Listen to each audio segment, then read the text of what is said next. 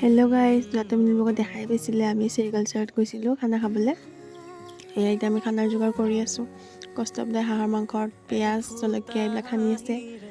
মই চাউল ধুইছোঁ, এইবিলাক কিবা কৰি আছোঁ। এয়া কণী বইল কৰি আছোঁ, ইফালে চিকেন বইল কৰি আছোঁ। ধোৱাত অৱস্থা বেয়া হৈছে, চকু কবিতা আৰু মোৰ। যুগলদাই ভাতখিনি বনাইছে, কষ্টবদাই চিকেন বনাইছে, এয়া মই পনীৰ বনাইছোঁ, কবিতাই হাঁহ মাংস বনাইছে। মই বাৰু হাঁহ মাংস নাখাওঁৱেই, কণীও নাখাওঁ, অকল চিকেন খাইছোঁ মই।